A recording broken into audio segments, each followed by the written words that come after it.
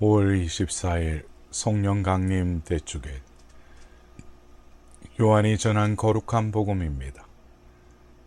그날 곧 주간 첫날 저녁이 되자 제자들은 유다인들이 두려워 문을 모두 잠가놓고 있었다.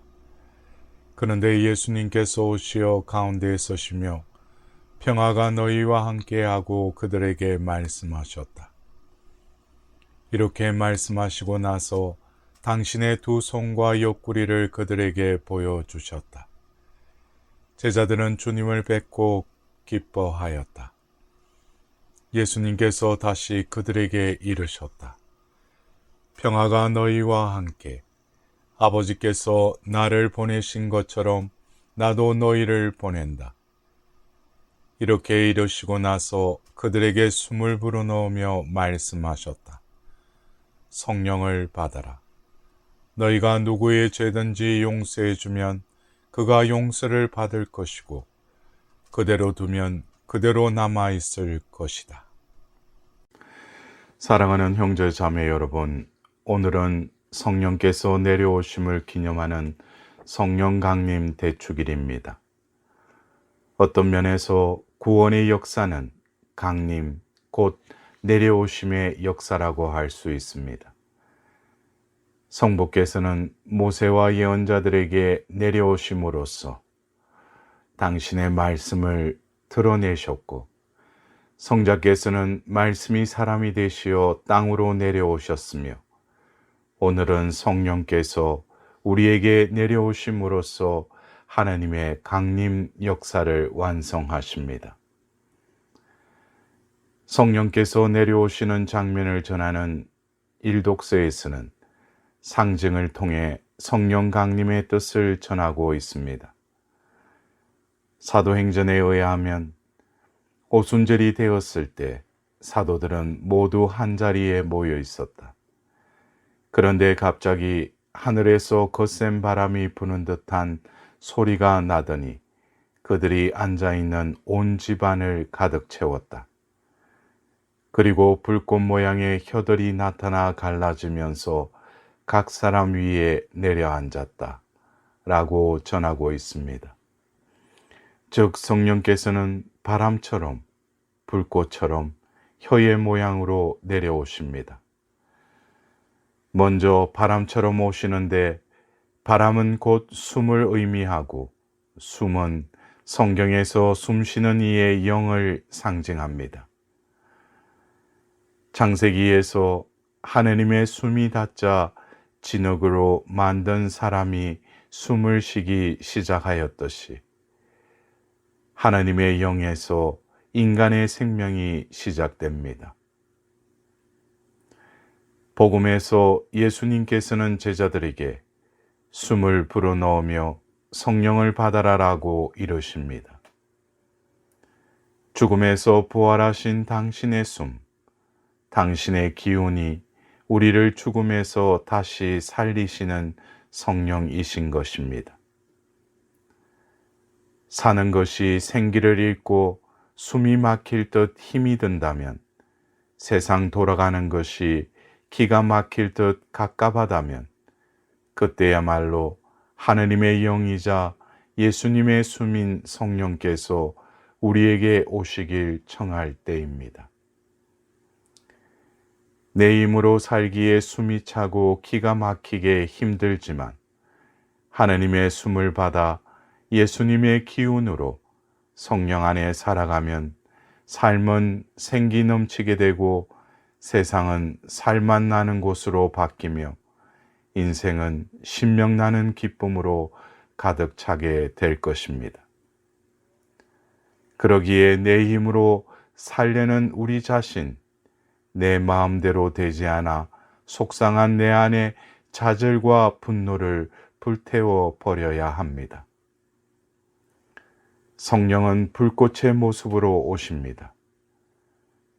성경에서 불꽃은 모든 것을 정화시키는 힘이자 어두운 곳을 밝게 하는 빛이고 가슴을 간통하는 사랑을 상징합니다.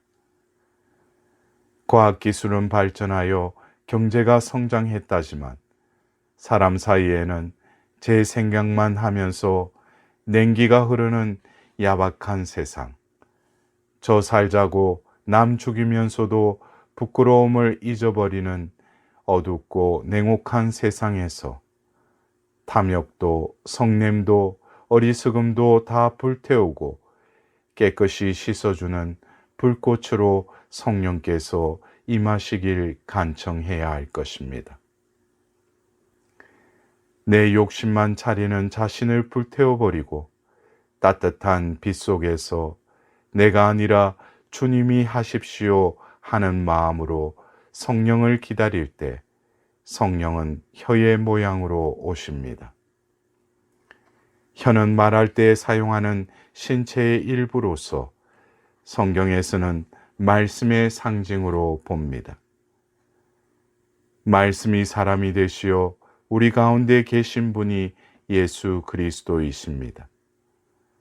성령이 혀의 모양으로 오셨다는 표현은 곧 성령께서는 말씀이신 그리스도의 영으로서 그리스도의 말씀을 통해 말씀의 모습으로 우리에게 내려오심을 의미합니다. 우리가 살고 있는 이 세상은 참으로 말이 많은 세상입니다. 말로서 삶의 용기를 주는가 하면 서로 상처를 주기도 하고 사람을 살리기도 하고 죽이기도 합니다. 말 많은 세상에서 무엇이 나의 삶을 구원하는 말씀일까요? 진리의 말씀을 들려주시고 사랑의 말을 서로 나누도록 혀의 모습으로 성령께서 우리에게 오시기를 간청해야 할 것입니다. 성령이 오시자 어떤 일이 벌어졌을까요? 성령을 받아 제자들이 말하자 여러 나라에서 온 사람들은 저마다 자기 지방 말을 듣고 어리둥절해 하였다라고 전합니다. 소통의 놀라움이 성령 강림의 결과였습니다. 현대 사회는 단절의 사회라고들 합니다. 젊은이들이 쓰는 말을 노인들이 알아듣지 못하고 아내의 한탄을 남편이 알아듣지 못하고 의뢰의 소리를 갑이 외면합니다.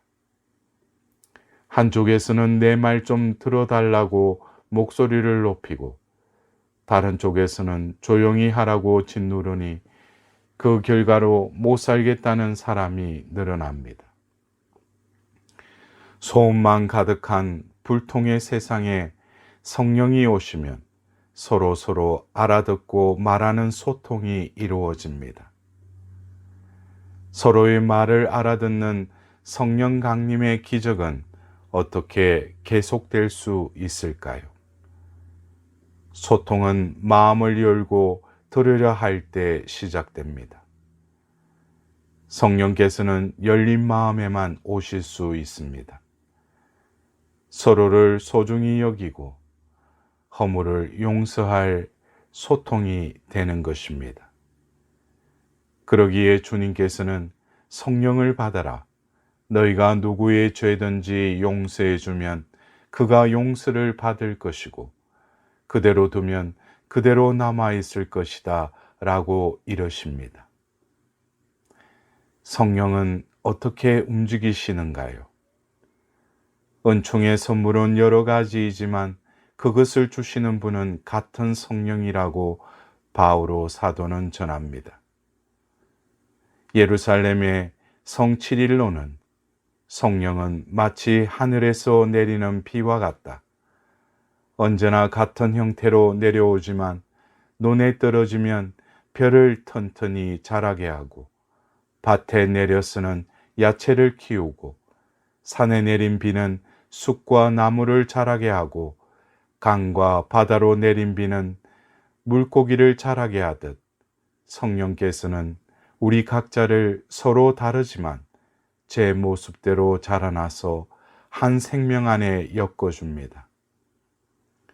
어떤 이에게는 자비심을, 어떤 이에게는 용기를, 어떤 이에게는 절제를, 어떤 이에게는 지혜를 각기 필요한 만큼 주시는 것입니다. 그러기에 나와는 다른 남은 비난거리가 아닌 존중할 특성입니다. 그렇게 주신 선물은 무엇을 위한 것일까요?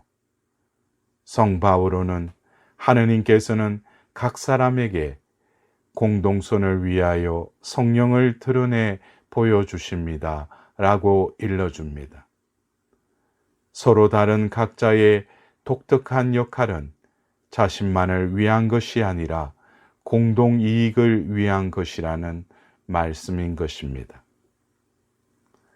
사랑하는 형제 자매 여러분, 내 힘으로 애써서 혼자 잘 살아보려는 노력은 넙처럼 점점 근심 걱정으로 우리를 빠져들게 할 뿐입니다.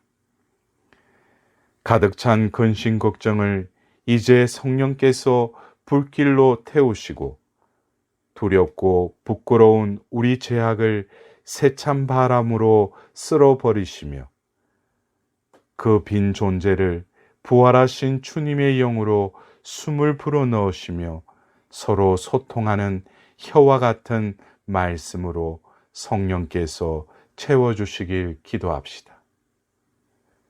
오늘 하답송의 후렴과 같이 주님 당신 숨을 보내시어 온 누리의 얼굴을 새롭게 하소서.